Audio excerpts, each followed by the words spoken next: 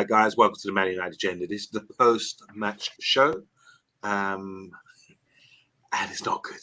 It's not good. We just got battered 4-0 by Crystal Palace, and those of you who watched to the end, I don't know how you could. Dora, I heard you shut it down after 80 minutes. How are you doing, Dora? I'm feeling great. A bit tired. It was very how do you say eventful day, but and as a United fan, I always even though we are in dreadful we are living through dreadful times for the club. Uh, I wanted to watch this game, and they just sucked out every ounce of energy out of me and happiness about football, and I watched it for 80 minutes, almost till the end of the All you game. But compare, is it, Dora? yeah, I mean, look, I watched that whole game 7-0 against Liverpool. I don't know what happened to. I just watched through that. Like I'm a masochist or sadist or whatever. What happened? And tonight I'm too tired for this. I don't have energy to watch this calamity and seeing some of the senior players that are earning insane amounts of money cosplaying either Invisible Woman, or they are cosplaying that movie Whip It with Ellen Page, and that whole they are just cosplaying that movie. They're on roller skates left and right. So yeah, but all in all, Homundi, I'm great. Thank you for asking. Thank you, Dora. Bath time. Did you watch to the end, and how are you doing, bro? Yeah, I watched to the end. I'm all right. I'm absolutely delighted to announce that Amonde had the bright idea earlier today of bringing on a Crystal Palace fan, but we kiboshed that because I don't think I could have coped. I couldn't deal with it. But first of all, guys, hope everyone's had a great bank holiday weekend. Not in Croatia. They don't have a bank holiday. We did, and I hope it was eventful and you enjoyed yourself, family and friends. And I just want to say a shout out to a special guy on the channel. That's Mr. B. Wherever you are, if you are watching, we are thinking about you, we're praying for you, and we're wishing you a speedy recovery and good health. And guys, in the comments, I hope you can share that as well. Share your well wishes to Mr. B and pray for his improved health, please. All right, let's get into this. Shall we go through some comments just to get the feel of what people are feeling right now about Man United? Let's see what Matthew Back has to say. As usual, hello to everyone. And he's straight in there, said, sack this bald fraud tonight. Same with Stuart Marshall. Taxi for Ten Hag. Do you know what that means, Dora? Sack him. Get him out of here. Big up Stuart. He says sacked a lot of them. Utter disgrace. And he's he goes to the games at Old Trafford. Big up to Ed Mayhem. He's saying not having it. Had many a row so far. Take it easy. Take it easy, Ed. Just take it easy, please. Don Holland, how you doing, man? Welcome to the channel. Ten Hag has to go. He says if Ineos keeps this, if Ineos keeps, then Ineos out. All right, so if Ineos keeps Ten Hag in, then he's going to start calling for them to come out. All right, he's reworded it there. They have to go. Big up to Bart, the Liverpool fan. They're obviously coming to an end of an era. You can read what you're saying there. Big up to Bart, thank you. Bilal saying bald Dutch PE teacher. There you go. It was Andrew Williams in the house. Come on, defenders, get on the wagon. Don't go down with the ship. Big up to Sigmund Judge. How you doing? Our fans are tremendous. Defiance through desperation will never die.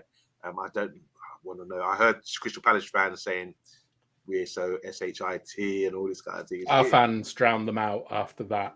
Oh, good, good. Mash up the place. That's what they did, man. Mash up the place, says Big G. Rollerball ladies, says Andrew Williams. What did you make a joke about? What did you say before the show, bath time at roller skates? Oh, I said that like Anana looked like he was in Starlight Express when they hit the post. I mean, the rollerblading references are going to be on point tonight, guys. Good, guys. Remember, that's roller skating puns. Let's take the mickey out of the players just for fun. Dale Griffin saying 90% of the players have a can't be asked attitude at the moment as well. And big up, Dale. Hope you're doing well. And here we go. Thanks, guys. Mr. B, wishing you a full recovery very soon. Send that out. Sent message to our brother, Mr. B. That's from Dale Griffiths as well. Big love to Mr. B. Ed Mayhem is saying here, big love, Mr. B. I love you, bro. Okay, I said got the bro in. But yeah, all love we got going on here. Big Andrew Williams saying there, big love for Mr. B. Love you, bro. No doubt about it. Get well soon, says Bilal. He's just going through a little something at the moment, Phil, but he will get better with all our prayers and well wishes. All right. Okay, let's just get on with this, man. Who wants to rant first? Who wants to talk about something? Because I got no structure, like our Ten Hag right now. I ain't got no structure to the show. It's a free-for-all. Guys in the comments, if you want to talk about something, let's start with you, Dora. No, Dora. I think we should start with you, Amonde. I want to, like, because you're like not gloating or anything. You're Ten Hag in, and like you feel a certain way, and we all respect that, and that's fine. But tonight he went out, I believe, with about 90% of the team were his players. Is it just Dalot and Wan-Bissaka and not players he signed?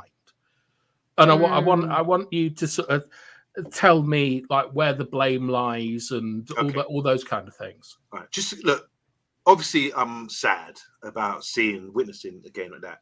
But bath time, let's not pretend that we didn't have a discussion. And you, Dora, don't hide. Right, let's not turn around and hide. Stop hiding, Dora. Okay, yeah, I see you, Dora. Okay, let's not pretend, guys, that the other day we didn't say when we realised Maguire was out, when we realised Casemiro would be sent back again without Maguire, we didn't know Evans would be there. We realised against this Palace side at home that we were in big trouble. And even though we've done the preview and I said, oh, we're going to win, yeah, because that's my tradition. I don't want to sort of go against my team. But deep down, we had a discussion backstage. Bath time, please don't deny me. But you did say we are going to lose this badly. I don't even know. You know, you said these things. Yes, and I said it today to you when you tried to bring the Crystal Palace fan on. Yeah. And so, so we knew, I think most of us, being fair, we knew with the conditions that we were under, with the lack of players, you saw the bench, pure youths out there, we were going to lose this game. We were in a hiding for nothing. There's nothing to play for. The guys got no desire. They're probably thinking about the FA Cup. Ten Hag can't get a tune out of them at the moment because he's down to the bare, skeleton bones of players. There's nothing there. And Bruno was out. Shockingly, he's hardly ever out. Not saying he was a big miss or anything like that, but we were playing football and we got to a certain area and we had nothing. No penetration, nothing. And we knew it. We look at Haaland. Is he going to be the guy to sort of step up, score goals? He hasn't proved it all season. He's got a long way to go before he wins me over and wins over a lot of fans. We had Eriksen in the side who's been disappointed not getting into the side all season. He's not going to have that penetrating thing by being a bit rusty. Mainu's too deep. Casemiro's at the back. Calamity Casemiro. What a disgrace. All right, Amonde. So there's many things to say there. Yeah. I understand why we lost today. You can say the man of defeat, but I can see the reason why. We were in a hiding for nothing even before the game. We could have gone to the bookies and put down my mortgage on us losing today. I knew it was going to happen.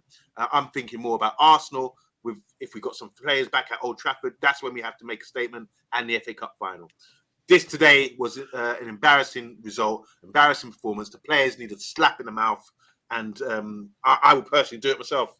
If I see them, I say, bruv, that's not on. You're flipping disgraceful. And I think the manager, you asked me first, the manager, I'll give him a bly on this one because really, I'm giving him a bly because he cannot. It's all season. He cannot control what's going on. There's a lot of players today didn't turn up, and senior players as well, like Dora was saying early on. And I just think the manager's like, boy, just get these guys out of here. Let's finish the season. Let's move on with something fresher and new. They're all his signings, rotten fruit. A lot of them. Anyway, that's me. Do you want to take anything from that? Are you going to disagree with me about? Yeah, of course. Okay, let's hear it. All right. I look. One thing that really annoyed me today was that Casemiro was our only goal threat. Right? He was the only guy who looked like he was going to score, and a lot of that was because of set pieces, etc. So we know that they've been working all week, like with Casemiro getting on the end of stuff. I think that there are probably better options to play at centre back. The Cath from reception, an armchair, like a beach ball, anything.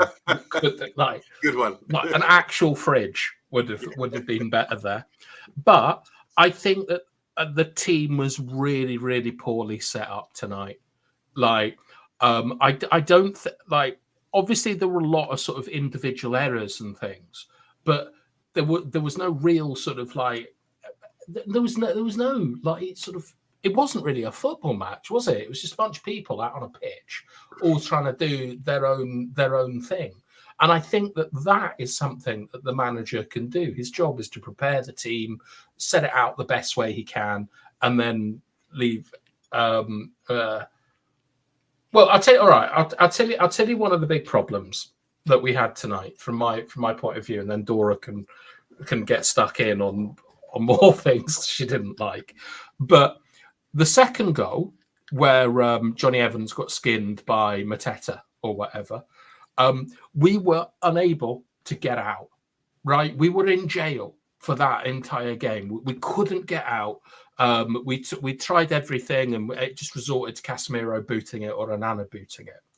Crystal Palace, on the other hand, had a very simple tactic, which was that they had Eze and Elise coming inside, which was dragging Garnacho and Anthony inside, and then they were switching to their right back or their left back. In the first half, it was their left back, Nunez. In the second half, it was their right back, Mitchell, and they got out every time. Ten Hag tried to change it by he dropped first Kobe into like the number 6 role, almost as a centre back, but Kobe didn't seem to have the physicality to deal with these big boys up front. And I can't explain how disappointing it is to see a team that is that easy to be played through. We are the easiest club in the Premier League to play against. And that isn't because we've got Casemiro in defence or we don't have Bruno in midfield. It's because how the team is set up and how the team can't react. And that's why I think that I can't see any way forward with the manager, because you've got to be able to change it. You've got to be able to identify these things. And he didn't do anything. He dropped a player back and he pushed 2 up, but it didn't do anything, and it exposed the youngest player on the pitch to making errors on the ball and stuff. And I thought Mainu actually was probably the least bad of everyone on the pitch, because I felt he showed courage getting on the ball, and the rest of them didn't really for me. Okay, so you were asked there by Dale Griffiths about your honest opinion about how do we fix this through your football knowledge. Do you want to tackle this one as well, Dora? How do you fix it? And who do you like? I said I don't think it's the manager. You heard what I had to say. I don't think it's necessarily the manager to blame. First of all, I'm looking at certain players. They're the ones on the pitch doing the thing. Obviously, people say the manager should be controlling them. But how do you fix this right now? The whole situation, the performance. We've got a couple games left. We've got Arsenal. We've got the FA Cup. Tactically, emotionally, how do we fix the problems that we have at the moment? I don't know, Monday. I honestly don't know. I think that I would love to be a fly on the wall of that locker room after this game and just fly in the grass, I would say, and insect in the grass to see what are they doing in the training ground. Because to me, this is, I don't know if this is an anomaly. Is this probably the unluckiest season of Manchester United in their history, in the Premier League history, since the whole division changed and rebranded into Premier League. It's just, I'm so baffled by this. This is worse than the Moyes season. I don't care what anyone says. This looks much worse than the Moyes season, and the players are disjointed. They don't know how to play with each other. It's like they don't even know how to play with each other. And to me, that we have three games until the end of the season. To me, after so many games, that this squad cannot play with each other, that's just baffling to me. How to fix it, I don't know. kick them up their ass, have, do it like they do it in the Romanian league, for example, Standard Liège or Dinamo Bucharest in Bulgaria. President of the club comes to the locker room and starts threatening them, with their whatever, and they, play like they are, going to die tomorrow. And I mean, what to do? I mean, we cannot do that, obviously, because it's illegal, and I wouldn't. But you just don't know how can Ten Hag motivate this team? Because I feel that these squad of players, they don't know how to. They just don't want to play for him. I agree with Bedtime, even though I'm not a tactical, how to say, genius, or I don't read the game as, I don't know the game as Bedtime or you, Mondi. No, but I clearly see that there has been a huge problem in that midfield, a huge black hole that has been happening since that first game of the season, even in the preseason as well. It's just that, the difference is, we look great in the preseason, but the difference is when preseason is one thing, the season is the other thing. It's more competitive, of course, and people are going to play for the points. To me, is just obvious that, he is trying to play too attacking at times, and then he is leaving his central defensive midfielder all alone on the island. And of course, it's Casemiro who, unfortunately lost his legs. He's not fit anymore, and he simply cannot, play on that high of a level. And I think it doesn't matter if we signed Declan Rice, if we signed Rodri tomorrow. I don't think they would struggle as well in this system. I just don't know how to fix it. He either threatens them and says, I'm not going to extend you this summer, or, Ten Hag gets sacked and all of a sudden they bring, I don't know, Ole Gunnar Solskjaer or Jose Mourinho or whoever, an interim coach that is going to, motivate them and organize them in these 2-3 weeks until that cup final. I just don't understand. I'm baffled. I am in shock with the way how this season turned up. I'm still. This is the worst football. I've been supporting Manchester United since 2006, something like that. This is the worst football I'm seeing, and I believe that this is the worst football as you guys are seeing, who are older fans and have been supporting the club more or longer. Yeah. So I don't know what is happening. I honestly don't know what is happening. Guys, have you seen the Anthony stuff? That, please. What Anthony stuff, Bath Time? What's happened? There's, I've just seen on Twitter, there's a leak apparently that Anthony is likely to get suspended by Ten Hag for the rest of the season because in the Man United group chat, he's called him a bold egg. I'm not sure how true it is, but there's no way in hell that's true. It's from a Brazilian. It's from a quite respected Brazilian outlet. There's no way in hell that's true. What does that mean? A bald egg? What does that mean? Egg. As in the thing that orders chicken. A boiled egg. Or no, bald. Bald. There's no hair on the head. Why do you think Anthony would be upset with the manager when he's brought him to Manchester? Anthony's been angry for a while on Monday. That's his man. That's his man. He's brought him from Ajax in and gave him the showtime. It's showtime. Your career's going to kick off now. And this is the guy who brought him in. Why would do you not remember when he was asked to play at left back against Liverpool, I remember. And he had that tantrum. Yeah.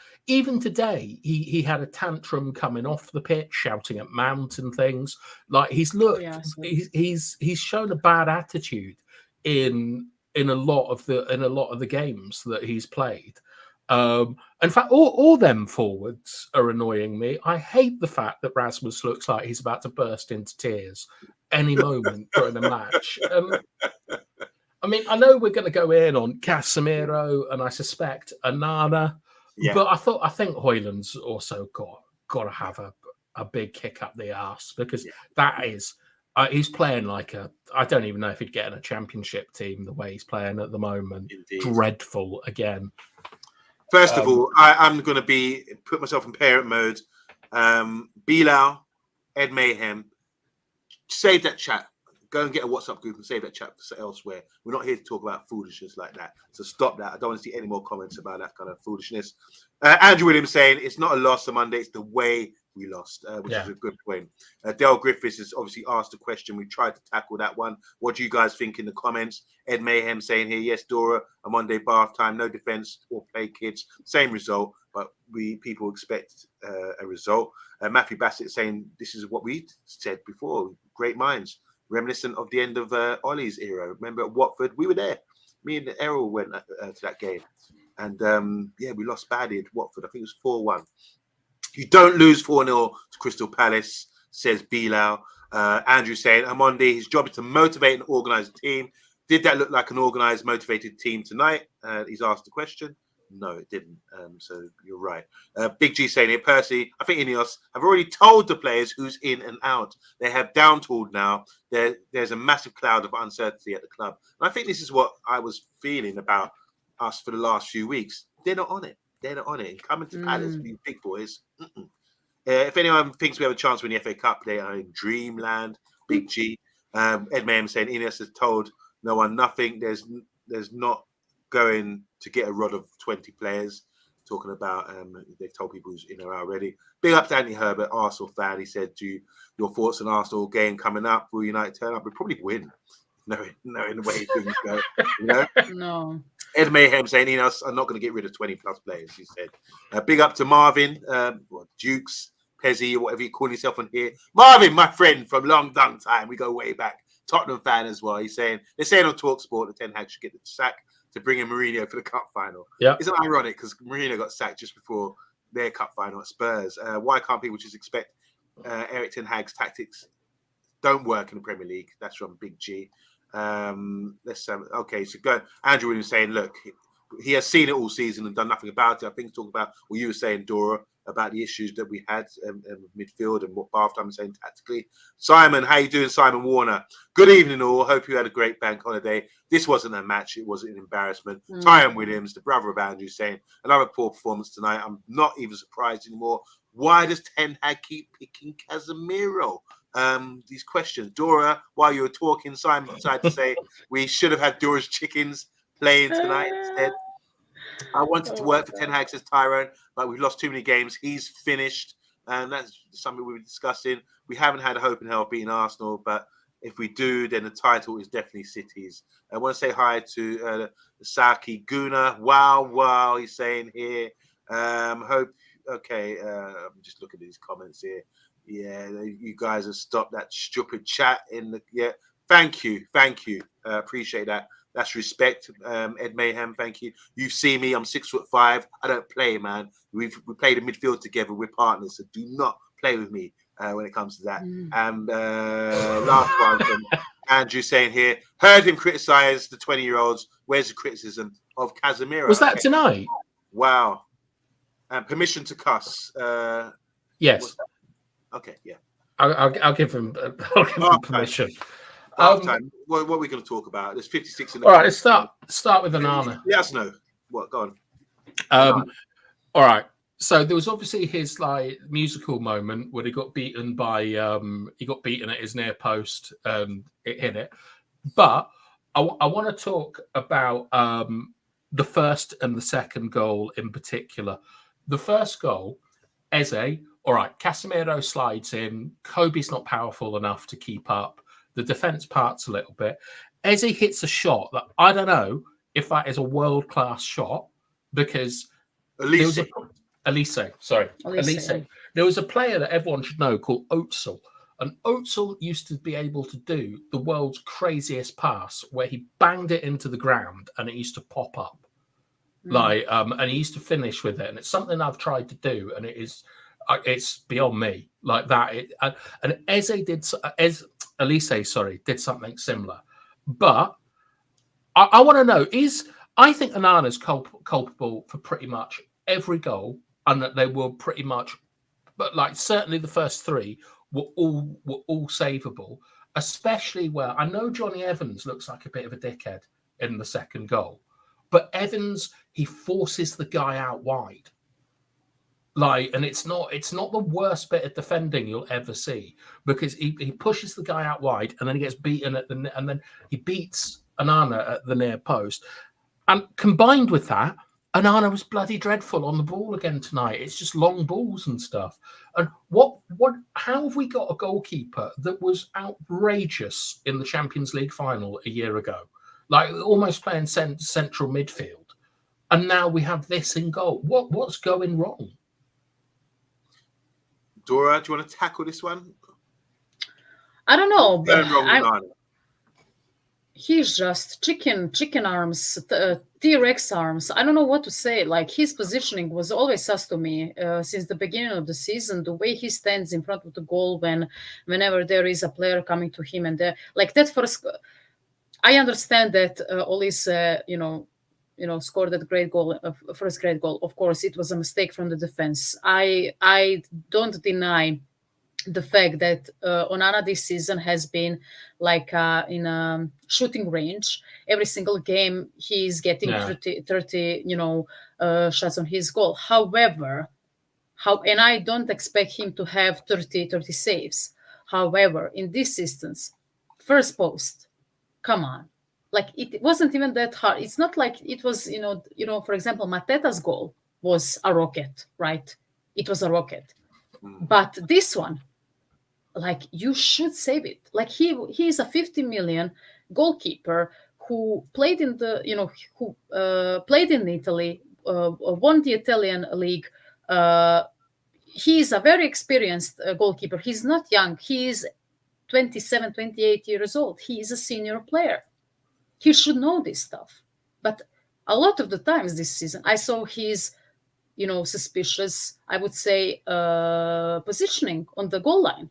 It's just baffling to me, because I felt like we are getting a good, solid goalkeeper who knows how to save goals, but also elite with his, legs and, ball handling and, his passing, breaking the lines, kickstarting the counterattacks. And he's a sweeper keeper, right? He's not afraid to come off his line. I barely saw that this season, guys. He had few games where he saved us. I'm not denying that. For example, that penalty save against Copenhagen or Galatasaray, I'm not sure. Doesn't matter. He had few amazing, performances with the way he saved goals. But it's just like, he makes a good thing. He creates a good thing. And then on the other possession, he fumbles it. First goal, first post. Second goal, Mateta, right? Mateta? Yep. Mm-hmm. First post again.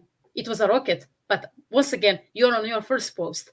And then I think the fourth goal, I cannot remember the third goal, you need to remind me. The fourth goal that Olise scored, Mitchell, or I don't know. I think some of them. I think Olise scored another one. That third goal was Olise. Third goal was Olise, Mitchell was fourth, right? Yeah. He should be on that ball. Once again, he's too late. He's too late. It wasn't guys. It wasn't like it was angling towards the It was in the middle of the goal. It was the middle of the goal, guys. And this, to me, is so suspicious. Like, I get the whole thing. Oh, we need a ball handling goalkeeper who can pass, who can this, who can blah blah blah. But I need a goalkeeper to save. And he doesn't save consistently, guys. Goalkeeper, first and foremost, needs to know how to position himself in front of the goal when the opposing team shoots at him. And he needs to know how to defend his posts. And he needs to know how to handle the ball with his hands, how to shot stop. And to me, that's his worst, how do you say it? Attribute. Thank you. That's his worst attribute that he showcased this season. Awful, absolutely awful. And I don't want any excuse about that guy. He's a senior player. He's not a youngster. We paid him 50 million euros. Yeah, totally. I mean, a lot of comments. I'll just touch on them quickly about Onana. We've conceded 80 goals this season, says UK Exchange. The most losses recorded by Man United manager in a single season this year. That keeper is a problem, capital letters, as Andrew Williams. He's also saying that keeper will cost Erik ten Hag his job and the next guy too, whoever that may be. Big up to DK Wilson, all the way from Alabama. Alabama. Alabama. Alabama. What an amazing accent, Dora. Perfect. Yes. You'd blend right in there, Dora. Yeah. I Professor waited for this moment my whole life to say live on stream in front of Americans, Alabama. I suppose with your lifestyle, it's quite similar, isn't it? Yeah, I was thinking that, yeah. Well, if you exclude incest and all that, yeah. Well, let's not go there. I'm sure if you ask nicely in Alabama, they'll do that for you as well. You see what you started here, DK Wilson? Do you see what you started? I'm sorry, guys. I'm just joking. I watched too many American old movies. I'm so sorry. Just all in jest. DK Wilson said, if professional athletes reach that height, they reach because they are self-motivated. If they need a manager to do what they are doing, quit the game. These are not children. Referring to the goalkeeper, we were just discussing, Del Griffiths is asking, is anyone missing De Gea? Has anyone heard about it? No? I'll come back to this because Tyrone's talking about what Carragher said about that guy who I'm disgusted with at the moment. Simon Warner's saying here, what has Michael Jackson and Onana got in common? They both wore gloves for no apparent reason. And they say when they miss a ball. Oh god, I'm so stupid tonight. So. Can we have more Michael Jackson puns in the comments, please, guys? Let's see what you got. UK Strange saying Onana is not world class. In Onana, personally, I think they signed the wrong type of keeper. To be honest, he was bought for Eric Ten Hag's tactics, and Eric Ten Hag's tactics didn't work, or they don't work. Signing, Tyrone Williams says signing was a mistake. Give me De Gea over him. It's ironic because if we go back some time, a lot of people were saying, including myself, De Gea, he should leave, and I was happy about that. But now we've changed our tune after a season of Onana. Tyrone's also saying here, De Gea would have saved the last 3 goals of the 4 that we conceded today. I don't know about this. De Gea had a lot of howlers, like a lot of howlers. And to be fair to Onana, who bailed Kobe out tonight with a one-on-one save, he made a couple of all right saves during the game. And I'm wondering if the sheer number of shots that are coming in has just phased him. Like, I don't know. I mean, you can't go from being a good player to a terrible player in one season. No. Unless you get Samira, I guess. Well, yeah, there you go. Look, he was voted in the Ballon d'Or for last season. We'll have, I think, 25 or 50 players. He was in the running. I was happy when we signed him. I thought, okay, let's see what he got. He obviously can distribute the ball really well. But like you said, he's not the same player. And I think you have to defend goalkeepers, not just literally in the game, but defend them because they get the stick for everything. When things go wrong, they always get the stick. But I'm starting to have sort of see parallels with Bruce Grobbelaar. Because he was convicted, Bruce Grobbelaar, for conceding stupid goals. And when you see the positioning of some of these saves, or some of these shots that are coming in, the positioning of our goalkeeper, like you said, the Elise second goal, it's sort of he's bent it, but it's not gone in top bins right now. Oh, it's terrible. It's terrible. And he's still doing that dive. And I'm thinking, yeah. Well, what was your starting position? It's kind of central to the left. You should be positioned in a way where but it's like I don't know, that game, table football, where you just slide, yourself from side to side to start. He goes like that, and then he's coming over and doing all that. And I thought he was really poorly positioned. Do you remember that Hughes guy did a sort of fairly tame left-footed volley? Like I thought Onana was really poorly positioned on that, and if he'd directed it a bit better, it would go in. But do we think there's any chance that he's dropped? No. I mean, at this moment in time, Scott Sterling would do a better job than Onana, because at least that guy is, defending with his. I mean, it's an old internet meme from 10 years ago. People will know in the comments. That guy, that video clip of the guy, saving with his head all the time. No. Do you remember that video? Oh No. my God, a bad time. You're such a bad internet. How do you say? I do apologize. I will show you later. You are bad internet man. You're a bad internet man. Yes, I believe he wouldn't. I believe he won't. He wouldn't be. How do you say it? I mean, after the calamity of the Champions League, tenure, or Would you drop him? Of course, I would rather have Tom Heaton in goal than Andre Onana. I actually like when Tom Heaton played for us in the preseason for a few. I mean, he played much better than Onana throughout the whole season. Like at least guy saves. I mean, I don't know what to say to you. I mean, I haven't seen enough of Bayindir because I heard some of the Galatasaray fans who saw him in the Turkish league and playing for his club that he isn't for the English Premier League, he's not on that level.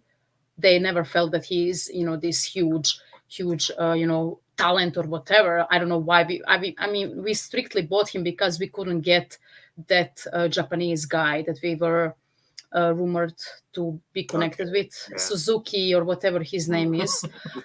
No, I mean it's. I mean, stop laughing. I think it is Suzuki or something. Godsuki. But is it? Is it? Is it? Funny enough. Wait. We have to stop you there. Funny enough, we were talking about the Godzilla movie.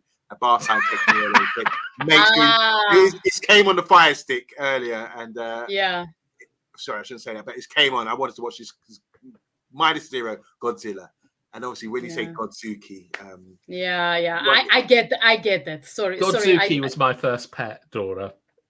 Oh, and also Suzuki, Montreal MUFC, and Montreal MUFC just said it. It's Suzuki, so I'm not, butchering another, foreigner's name.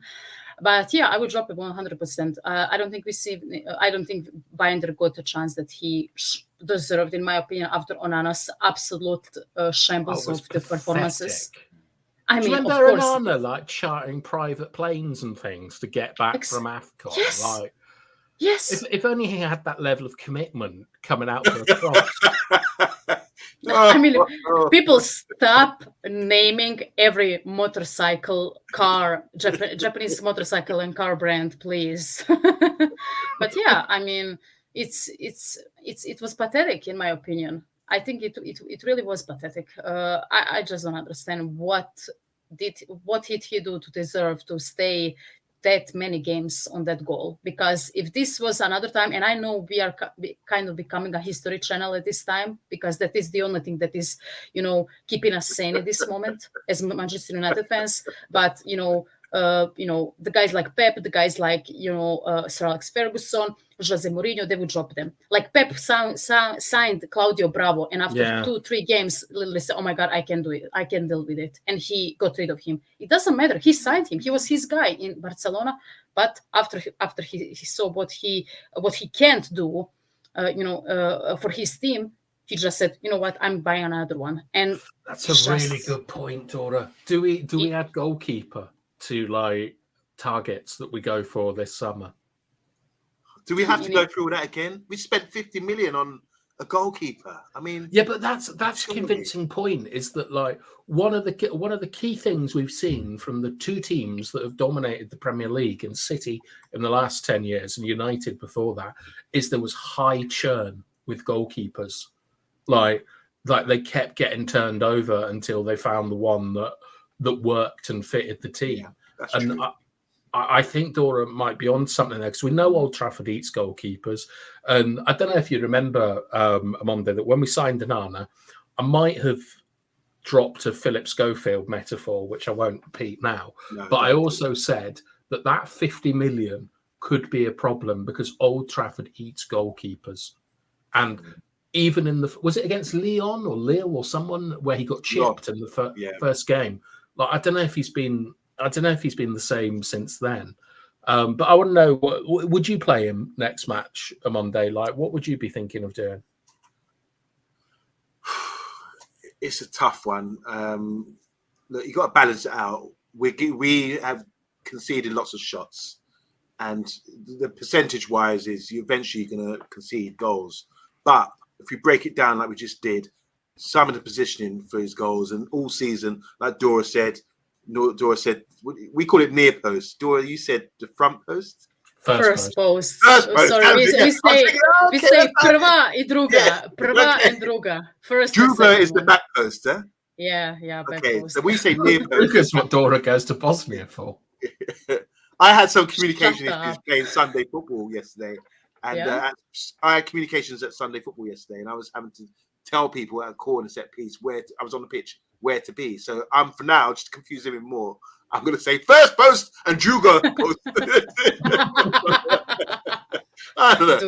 Do it. But yeah, you shouldn't get beat. Traditionally, goalkeepers don't get beat in the front post, or the first post, or the near post, and he did. Then the central positioning. Do you play him next game?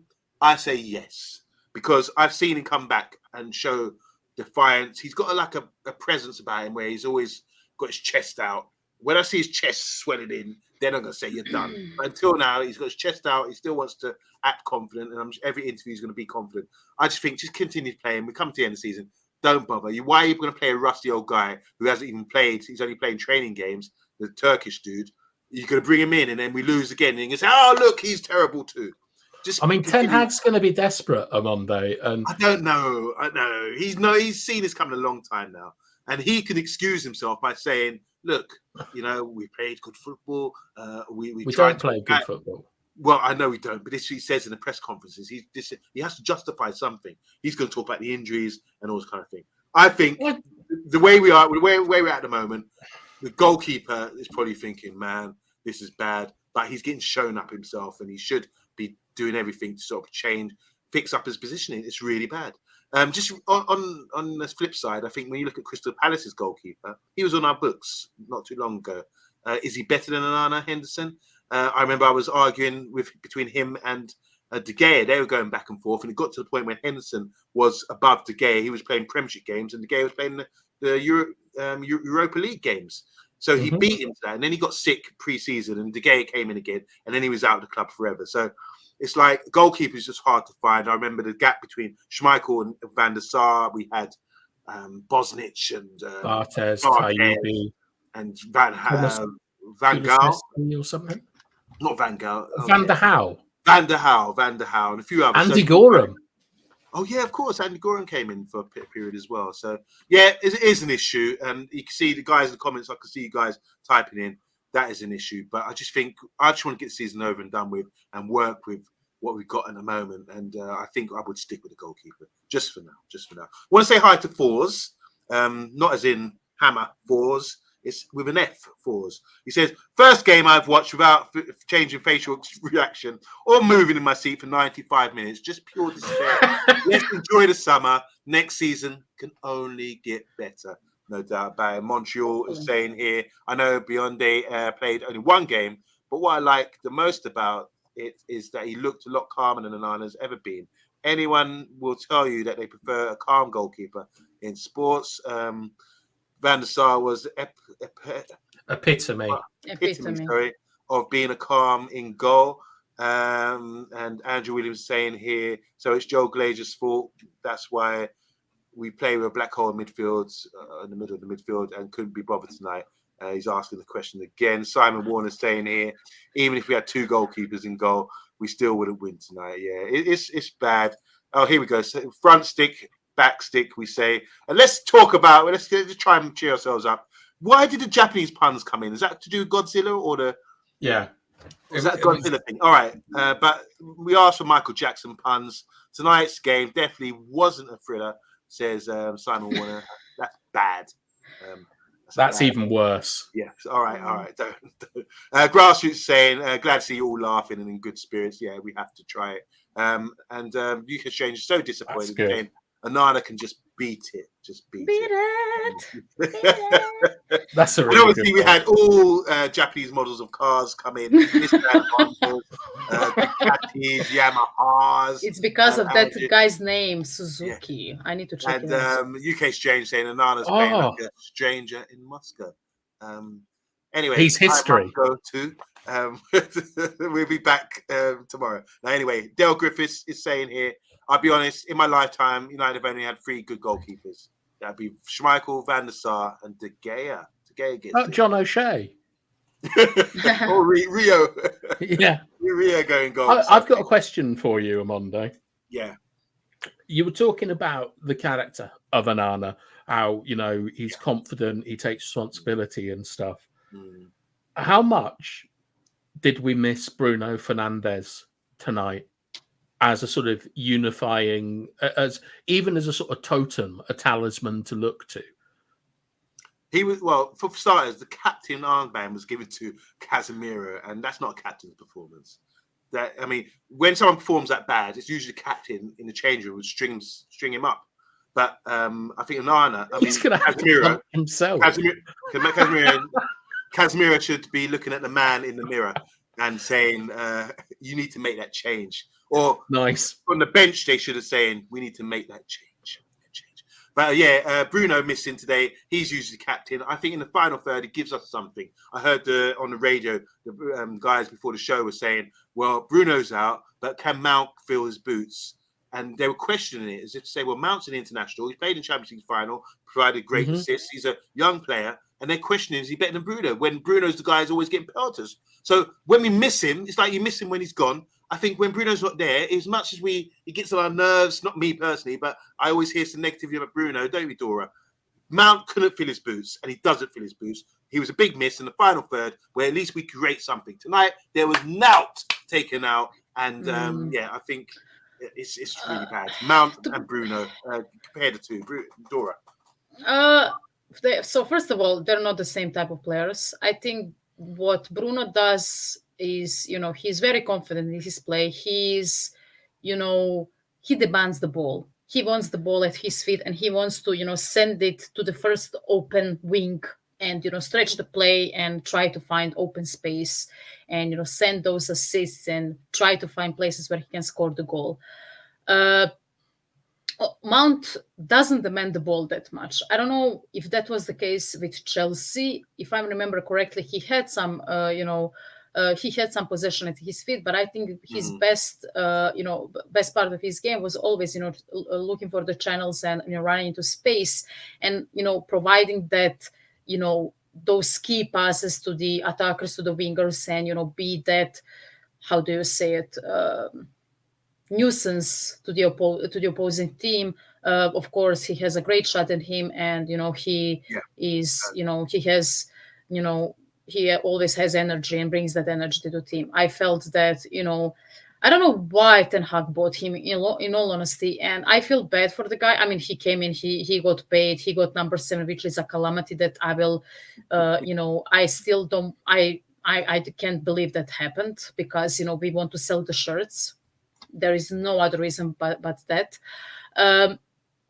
It's just, he's not the player that, you know, fits in this team, especially at the number 10. He reminds me, and correct me if I'm wrong, best time, and Omondi, he reminds me of Donny van de Beek in terms of that, that he doesn't look for the ball that much, but he's always running into space and trying to be open for the other guys and create space for the other people.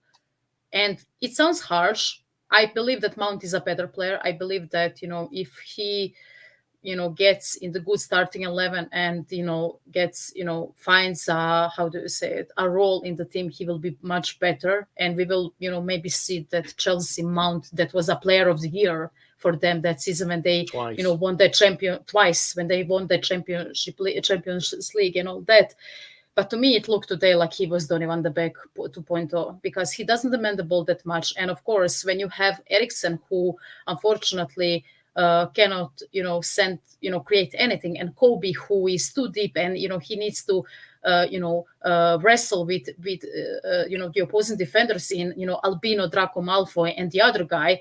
Of course, he's, you know, going to. Of course, there is not going to be that much creation. And I felt that, you know, he had a Donny van de Beek cosplay today, because, you know, no one created for him, no one found him on the pitch, and it is what it is. He had a nice half. He did a decent bit of control and got a volley off in the first half. And then towards the end of the first half, he'd replaced Kobe as the deepest midfielder. But I think you make quite a good point there, Dora, which is that we always talk about, like, the ceilings that a player or a team has, what they can be at their sort of ultimate. But we never talk about like the floor or the foundation.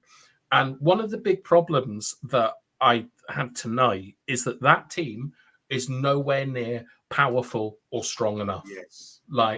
And with players like Bruno and McTominay and Maguire, like even though you might not rate them in certain things, they raise that floor up with their physicality, with Bruno's non-stop sort of crackhead energy, McTominay's physicality, and Maguire being able to win pretty much everything in the air.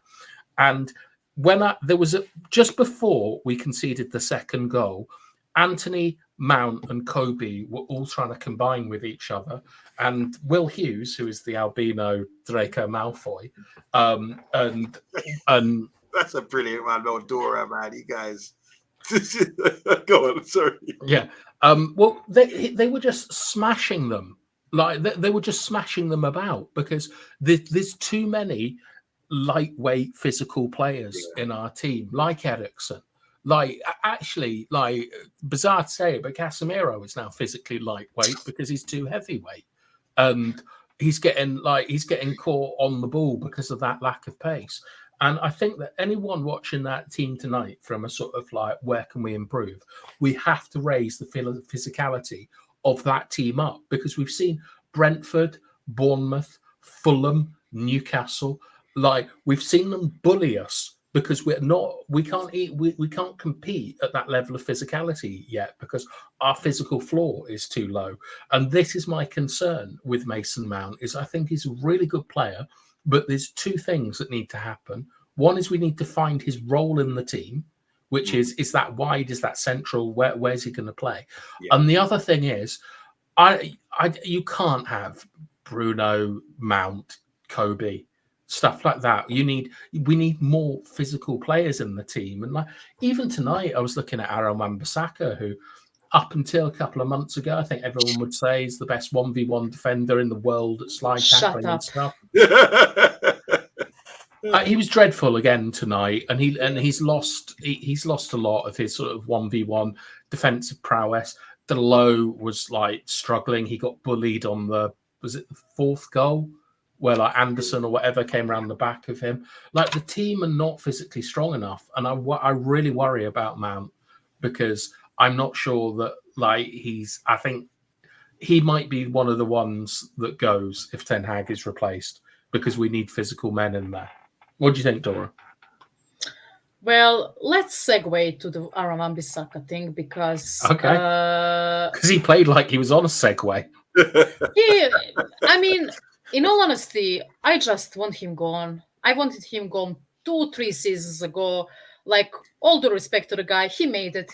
He signed for Manchester United. We paid 50 mil to the Crystal Palace. They rinsed us once again. Good for a season. He showed that he can, slide tackle, but his defensive positioning was so poor. He didn't have, anything attacking because he played like he had 2 shovels on his, feet as his feet or whatever. And okay, he was 2021. Okay, cool. He will progress, right? Second season, Ole comes, Ole is, established, right? First full season. We play well. Once again, he is sus, in my opinion. He either gets injured or when he comes back, it's just that, he has some good moments, but his defensive positioning, once again, is poor. Mm-hmm. Third season, he gets injured. I think he had some, maybe, how do you say it? He had some personal problems as well. I don't remember it. I don't care, but, he didn't feature that much. Once again, great slide tackling, great one-on-ones, defensive positioning, awful. And then after all of those injuries in the last season and this season as well, Ten Hag comes in, he kind of says to him, you know what, if you want to play in my team, you need to get up front a bit. Dalot gets much better than him in those 2 seasons, but he needs to feature sometimes, and he actually improves in that segment. Like he goes up the pitch more, and he's he's trying to cross, and he actually, with his clumsy feet, he's actually keeping that ball safe in his feet or whatever. But what really struck me, especially in the last 2 seasons after some of his injuries, is that I knew that he wasn't fast before. He is long, but he's not like, for example, Scott McTominay, who is when he runs, he's actually quite fast if you look at him, right? This guy is not fast. He relies on his one-on-ones too much, in my opinion. First of all, that was always his case. He always, how do you say it, sags off his player, and he tries to time his tackles every single time.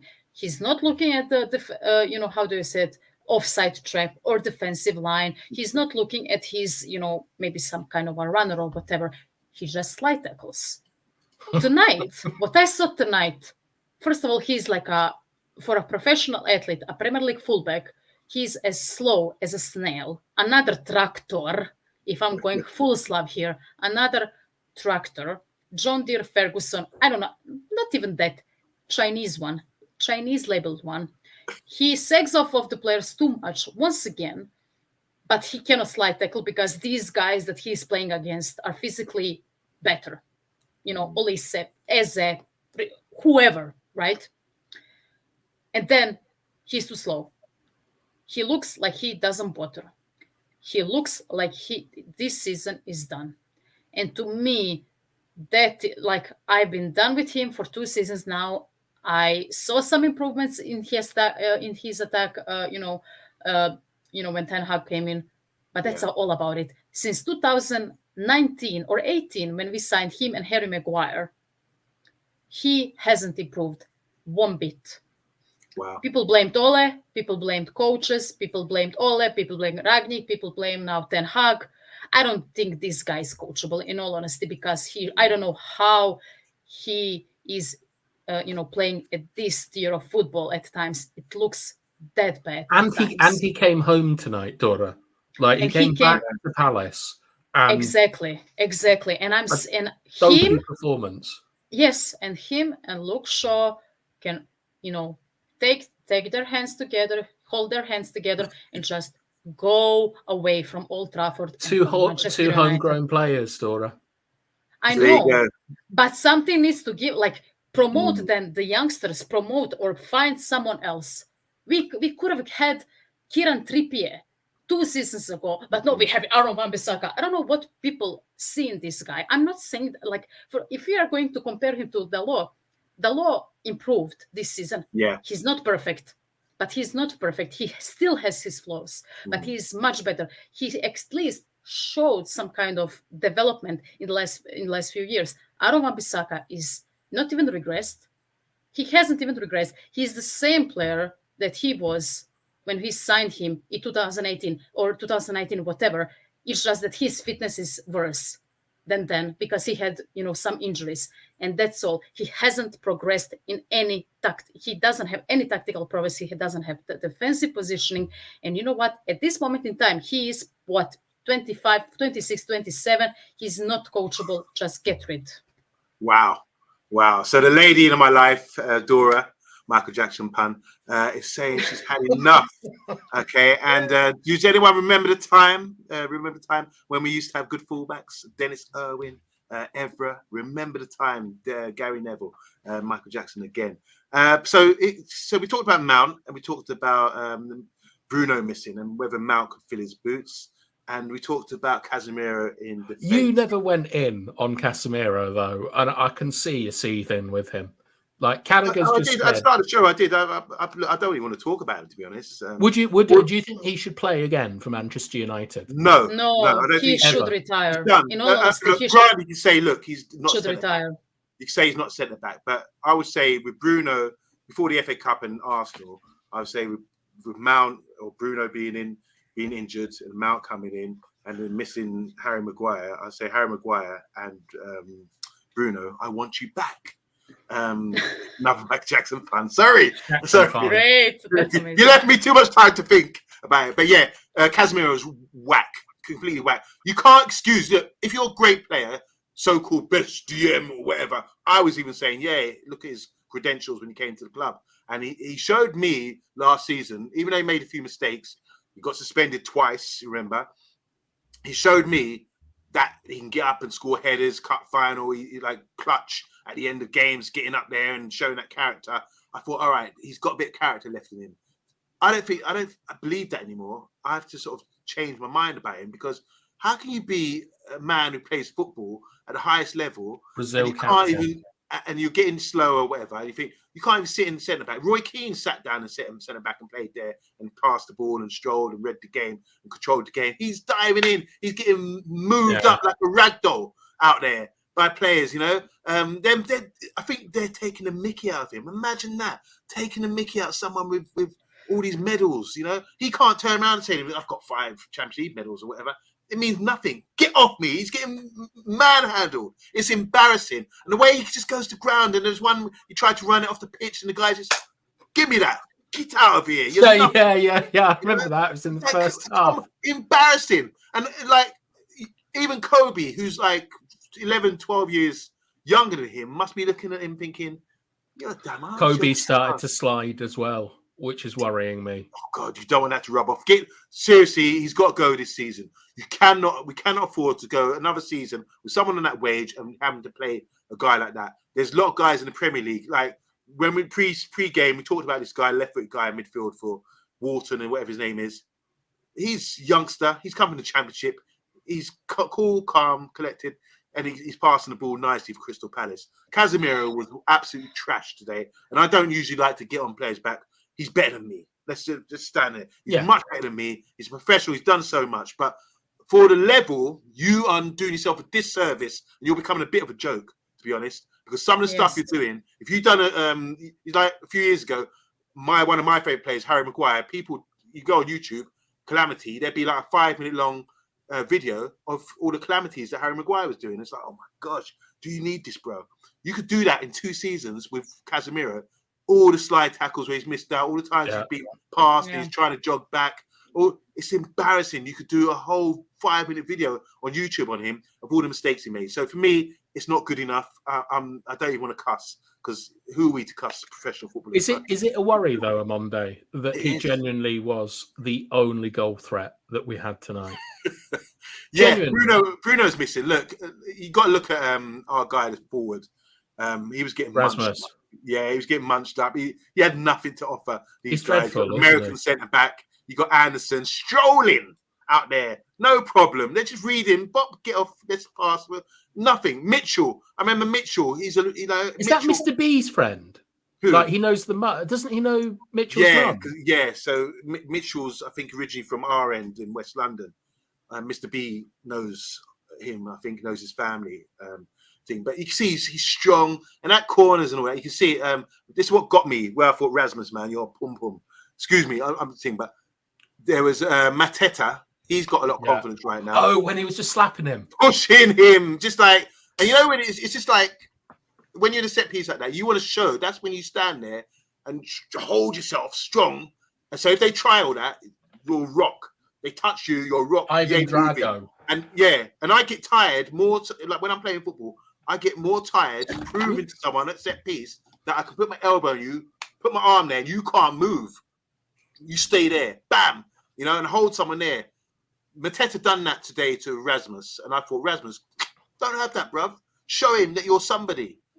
Mateta was like, you stay there, and held him there. Yeah. And he was offside, and held him in offside position and say, look, you're offside, and I'm holding you there. There's nothing you can do about it. And Rasmus tried to use his strength. There's nothing to give. Boom. It's psychological.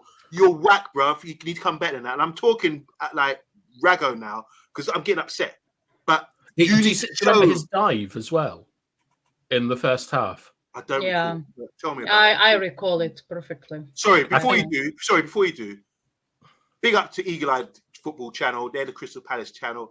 They've come on here before. Big up to Richard, big up to Nate. All you guys out there are doing a great job, and you must be delighted right now with your club and the way you're moving. You've got some great little players. So go and subscribe to Eagle Eye Football.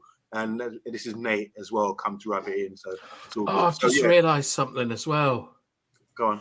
That ref had like he had a head cam on or something tonight as part of a documentary Oh for no! like how difficult it is to Oh ref. no! Yeah, and like Amazing. we're gonna see like that Mateta, because I remember he was telling Mateta to stop it, and Mateta Yeah. was having none of it and just kept poking at Rasmus. Oh, we're gonna see that over and over again. You probably see Rasmus crying close up, like you said. He's Well, that's always what I was going crying. to say. Is that Rasmus? So in the second half, Kobe, I think in the first half, Kobe was offside, but he played a nice combination ball through to Rasmus. Rasmus threw himself to ground outside of the box, got up, and Anderson, I think it is, or he's called Jockey or something, the centre back that crossed for Mitchell to score, was basically just taking the piss out of him. And Rasmus looked like he was going to burst into tears. And this is why I think like Bruno was such a miss tonight, because not only is he the one that cries the most, but I feel that he's someone that can link everyone together. And going forwards, we need more proper men in the team on Monday, like mentally strong and physically strong, because just like the three that you think of as leaders, or at least I do, would be McTominay, Maguire, and Bruno, and they're not there. And the team that we didn't even crumble after scoring a goal. We just didn't even get anywhere near a goal tonight. We genuinely look like a team 2 or 3 leagues below, just hoping to scam it on set pieces. I mean, it felt like Casemiro was match fixing today. I'm not even joking. Like it's like I'm watching, third Croatian county East whatever league, and people are match fixing. Like I was shocked because he single-handedly, guys, lost us that game because of his stupid brain dead decisions. Yeah. He didn't do it once, just this game. He did it. He did it in the previous games where he played as a center back. It feels like he's just going rogue. How like a rogue state. Yeah, but like North Korea. Exactly. Like Ten Hag says in one thing and he just does what he wants. Like, how can that not be a droppable offense? And I know people are going to say, who are we going to put as another center back? Bruno. Put anyone else. Put Bruno anyone. played as a centre back, and he did pretty well against Liverpool. And the funny thing is, the guy would say, "I will do it for the team," because he's just he's passionate and he wants to sacrifice for his team, and he will probably do a better job. This guy is single-handedly losing us the games, and why isn't he dropped? I don't care if he won 5 Champions Leagues, 5 medals, 5 World Cups. I don't care. If you're not performing, if you are, consistently losing us the games, he needs to be dropped. When it comes to Rasmus Højlund, he needs to grow up. Like, cool. I feel bad for him because he's been thrown into the starting 11. We bought him for a massive amounts of money. Atlanta rinsed us once again. He was thrown in there. Martial got injured immediately. He's been our starting, number 9 since that first. He engineered the move, Dora. It wasn't like like say Amad Diallo, who's playing in a reserve team at Atalanta. Yeah, he didn't train. United. Yeah. Like Rasmus swapped his agency to Ten Hag's agency and got the move. And even tonight we saw Amad Diallo come on, and I genuinely forgot he was on the pitch at some point. Like. Do you know who the subs were this evening? No. All youth players, really. Wheatley, I thought once again looked quite good. But I miss that. One thing I was going to say about Casemiro, Dora, is that like there were obviously some shocking individual errors from Casemiro tonight. But is that do you think that the team around him can do more? Like an Eriksen, an experienced international footballer. Like who's come back to life. Do you think that he can help him out more? Do you think that Onana can help him out more? Because Casemiro was getting caught on the ball and isolated in situations, and tonight was the first time in a very long time that Wan-Bissaka and Garnacho have played on the same side, and everything was coming down. Like in the second half, they targeted Casemiro hard with Mitchell. Things like that. Do you think that maybe he's just been hung out to dry a little bit tonight by his teammates, or it's an all-time shocking performance from a Brazil captain. B. B. Like, okay, cool. If he is getting insulated, of course, you're going to expect some of your teammates to, come, closer and help you out. But why are you in this position? Like, who told him to slide tackle in the middle of the pitch 2 times and cost us the goal? No one told him that. No one. Eriksen didn't tell him that. He's been doing that ever since he came to United, Dora. That's nothing new. But like, are you dumb enough to not see that it doesn't work? It's baffling to me, because he obviously does. It's cheating. It's what you do when you do that. Like, people talk about players hiding in matches. Yeah. There's 2 really obvious ways to tell if a player is hiding. One is when they start doing stupid sliding tackles, and the other one is where they run in a straight line with the hand out when they would never be able to get the ball. That's when the players hide the most.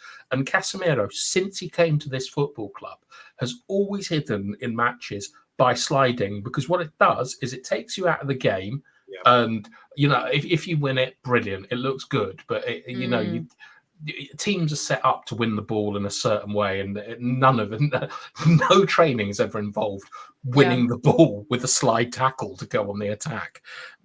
And it also puts pressure on everyone around you. But his teammates and his manager know what he's like. They know he's fat and slow, and they know that he's not a centre back. I think there had to be more protection around him tonight. I don't disagree that he had a shocker, but I think, of course, I think it's unfair to not point out he was completely isolated in a position he's completely unsuited for, and that someone should have gone and played next to him, so that they can get out to the wide areas. I mean, but do you remember that moment in the first half when I think we were 1-0 down, already, if not 2-0, if I'm not mistaken. It doesn't matter. It was around 35th minute. Is it the throw-in? No, it's that moment where the camera pans to Ten Hag and Casemiro. Talking to Casemiro. Oh, yeah. I think it was we were 1-0 down. Just I think we considered just one. And he talks to Ten Hag, and he's listening, right, or whatever he's doing. He's drinking his water, looking at the pitch, and thinking maybe his head is in the clouds, in my opinion, if you ask me. And it felt like there was a tactical decision, because people are saying, oh, Casemiro once again is too high, he's in the middle of the pitch. But since that moment, I saw a few times when Crystal Palace tried to run at us, Casemiro was in the middle of the pitch, while Evans, Wan-Bissaka, and Dalot were, like the trio that stayed behind. And I was like, is this tactical? Because the next possession, after, we kind of defended ourselves, after, those few moments, we concede. Casemiro is left alone, and then we have, Evans doing that, right? One with Mateta, Yes. And, you said last time that he didn't do, an awful job, because he tried to put him on the side more, so he doesn't go that direct to the goal. But he's been 1 versus 2 players, because the tactical decision of Casemiro, of putting Casemiro in the middle, it kind of led to that moment, in my opinion. I don't know why. Maybe he tried to take a control of that midfield, because he saw that Malfoy and the other guy were bullying Kobe in that midfield. But it didn't work, because immediately once again, Ten Hag made the change, I would say, tactical change, after we conceded 1 goal, and it didn't work. So, I mean, I just don't get it. I honestly don't get what people see in this guy.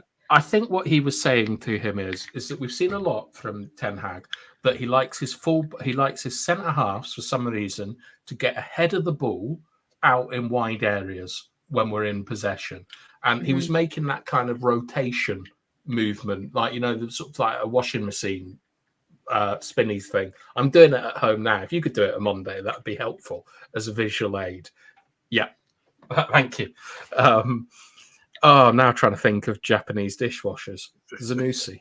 And I think that's what he was saying, because the thing is you're completely correct that we lost the ball, right, trying to play out through the back. And when you're trying to play out through the back, or when you're trying to do anything in football, the great managers will always be thinking about when things go wrong. Like Pep will always be thinking, Fergie always used to think about it. And the last thing that you need is a 35-year-old Johnny Evans isolated against that guy was like an Egyptian god or something out of Gods and Monsters. He was, what a physical specimen. I mean, unbelievable. And Johnny Evans was isolated. And I'm not necessarily sure that that's Casemiro's fault, because I think he's following instructions. Yes, and this exactly. is my point about Casemiro, is that players have to be to get the best out of a player, you play them in a certain way, right? So I'm now of the belief that Rasmus Højlund should play right wing, because all he's got is pace, and we know he can strike a ball quite well from outside the box, which is more than Anthony can do, even though Anthony did our only shot on target. So I think I completely agree.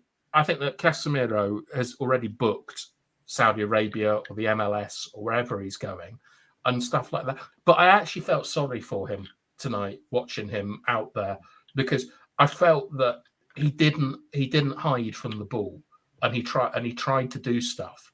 But he's just the game has left him by. And I genuinely believe that Bruno Fernandes, who played as a centre-back in his youth, is the man to partner Harry Maguire when they come back. Wow. So Andrew Williams is saying, Eric Ten Hag, if I was Eric Ten Hag, I would bounce Casemiro's head off the wall. Is that Michael Jackson? It's Michael Jackson, the LP, and a song. Casemiro and the rest of these United players are a disgrace. They don't really care about us. Tyrone nice. Very good. Montreal saying here, Bruno's a fighter. No way he can replace him one-on-one, one-to-one. Simon saying here, regardless what Ten Hag says at halftime, our players just do the opposite in the second half. Just falls on deaf ears. So it's not about the managers, it's about the players. True Dora, says DK Wilson. Mount ain't Bruno, but what allows us to know who's who? Bruno can be Mount. Simon saying, if we played Palace on FIFA, we would still lose. Mount has been a passenger, because you compared it to Donny van de Beek. Tyrone saying he's been a passenger, never rated him. We've got Andrew Williams again saying, apparently Johnny Evans failed a fitness test before the game. Maguire gets hurt and then he's forced to play. Big G it's been a bit of black or white this season. Another Michael Jackson pun. Ericsson's ready for soccer aid, says Tyrone. Absolutely true about the physical disparity. But DK Wilson, talk to you Bath time, because you mentioned about the difference in physicality between us and Palace. We can't qualify for the Champions League, so I'd rather finish mid-table and not have to play Europa rubbish either. That's from Matty Matterface. We need money, Matty. We've only got like 70 million to spend this summer. I've done the maths today. We've only got 70 million until we move players on. And Manchester United should always be in Europe. I don't care what competition it is. Our club is built on what happened in Europe. And I can't tolerate us not being in Europe. So the Wan-Bissaka issues obviously looks like Jar Jar Binks, says Big G. People all yeah. Beefy Mario, how you doing? Welcome back. He says, this has been obvious since November. The man is not a good coach. We have 2 years of no improvement in 25 professional athletes as evidence of him not being a good coach. DK Wilson saying reports from Radcliffe Group sees the physicality disparity and has immediately begun to address it. Simon Warner saying, love to have Martinez back fully fit, apart from Mainu, Garnacho and Højlund. Sell the rest of them. Montreal saying no one cares about them being home ground Bath time. We can play our kids instead, and until we find someone better. That's just not true. Like Montreal, like homegrown is incredibly important. You need like 9 homegrown players in your squad, and like we won't have that because we're selling Sancho. Like, unfortunately, we need homegrown players, or a huge disadvantage. Another disadvantage is slide tackles are overrated these days, says Montreal MEFC. It's an art that's getting lost. Kobe is unfortunate, says Double A. Big up Double A, by the way. Kobe's unfortunate to come into a side when he needs to progress in his strength play and acceleration as well. It's going to be difficult for him. Compromised pre-season, guys. The team needed to rest, physical rehab, and what's that say?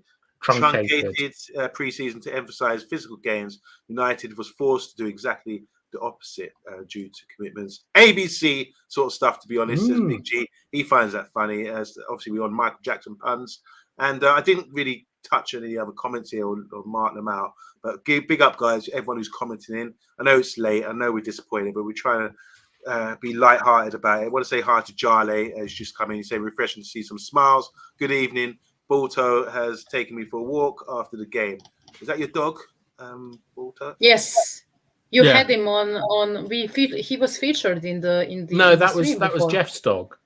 Oh, fake news. Shout out to Jeff. I hope you're not dead. Was it also the drug scandal? No, Balto was a drug scandal, PED scandal. With what are you talking about? Balto stole his hamburger once, and is also the name of an important dog from history that was a very famous Norwegian sledging dog. I don't know what you're going. Oh, Balco. There was a drug scandal in athletics and boxing. Balco, drug scandal. I'm sure someone will back me up in the comments about that. Holyfield, when Evander Holyfield was getting drugs sent to his house, and it was under Evan Fields. That was, he called himself Evan Fields. To disguise the name. But anyway, look, guys, we've gone an hour and 20 minutes talking about Man United. We didn't even talk much about the game. Can I just say well done to Crystal Palace? Would you pick 3 players to sign from them if you could have 3 players from Crystal Palace? Who would they be, Dora? Olise. I mean, I'm convinced. And who else? I think the obvious ones. I think Olise and Mateta. You know what? Draco Malfoy convinced me. Let's get him. Okay. Let's get him. Pure blood, wizard. Would you sign the goalkeeper? No. You take Mitchell. Close. Yeah. I think Mitchell is good. Oh yes, Mitchell. Great shout. Yeah. There you go. There, Barry Bonds, the guy who changed his colour. The baseball player. He changed his colour. He bleached his skin or done something stupid. Right. Okay. Bath time. 3 players that were from Palace that walk into our team right now. Mateta. Yeah. Olise and Mitchell. What about Eze? No one's mentioned Eze. I think he's fantastic. Yeah, he is fantastic, but Marcus Rashford is going to play ahead of him for Manchester United. That shouldn't happen. Yeah, it shouldn't happen, but it would be. So those would be like Mateta would be fantastic. Mitchell, like left back, we need a left back. And Elise, I mean, the difference between Anthony and Elise is absolutely unbelievable. It's like Susan Boyle and Beyonce. Yeah. Wharton, what do you think of him, the youngster they've had today? I thought he'd done really well in midfield. Doesn't have enough quality in the half space. Okay. Like I was looking at him tonight, and he had 4 or 5 crosses from the half space area. Yeah. None of them were good enough, except for the one that led to the goal. Yeah. But Kobe had 1, and Kobe's was far better. I think, like looking tonight, Kobe Mainu is levels ahead of Wharton. Okay, Isaac is it possible with his form at the moment to Simon Warner? Big up Simon, big up DK Wilson, Jale, Montreal FC, and who am I missing? Double A, Big G, the 2 Andrew and Tyrone Williams brothers, obviously. 4. So who? 4? Oh yeah, 4. FORS 4s. How you doing, 4s? Thanks for joining us today. Beefy Mario as well. Thank you. Don't know how you guys are going to get on during the week, but we got Arsenal on Sunday, haven't we? At Old Trafford, and that's going to be tough. And what time are you on tomorrow, Armando? So I'm doing a quiz tomorrow, probably about 9. It's Champions League, isn't it? It's going to have to be at 9, unfortunately, or 10. Shall I go at 10 p.m.? Guys, will you join me for the quiz at 10 p.m.? I've got a female Blackburn fan coming on to take on the quiz master. Wednesday, we might not do a show, but we'll be back on Thursday and Friday, and we're building up to Arsenal, which doesn't sound very exciting. Something to look forward to, but come on, let's just get the season over and done with. Dora, what have you got planned for the rest of the week? Well, I'm quite busy. I'm, doing my I'm doing what I'm already doing. So, working or trying to work and, just, watching. Like I've watched a Got me lot of, working day and night, like Michael Jackson. Got me working day and night. yeah. Yeah, sorry, I don't know that song. All right. I don't know that It's song. on the Off the Wall album. Sorry. Okay. But I've been watching a lot of women's football in the last few weeks, and Oh, yeah. I've been enjoying it. In all honesty. I think United and Manchester United women and Spurs are playing in the FA Cup final on Sunday, I think. Unfortunately, I'm going to Budapest for one day. I'm going to Hungary, as a just to chill, for that day, with my mom and her and my aunts. So Lovely. yeah, I've been hanging out on Mother's Day, our Mother's Day. So it will be fun. But yeah, our girls are playing there, and I've been enjoying women's football, and it's been okay. It's been really good. So yeah. Okay, and Bath time, maybe you can read this out and just emphasize our thoughts for Mr. B. Yeah, shout out to Mr. B. Get well soon. Looking forward to seeing you back on the channel. Yeah. No doubt about it. Thanks, And guys. for Dungeons and Dragons. Oh, yeah, Hold coming on. soon. Coming soon. Yeah. Big time. Can't wait for that. Anyway, guys, we're going to sign out. What a terrible result. From a terrible season, to be honest. And only 3 games to go. So we'll put you out of our misery soon, no doubt about it. But there's plenty more to come on Man United Agenda. Don't forget that. Just set your alarm and we will be there most evenings at 9 p.m. Thanks, guys. Thanks, Dora. Thanks, Bath. Thanks to all the guys in the comments. We will see you. Have a great. Bye. Bye-bye.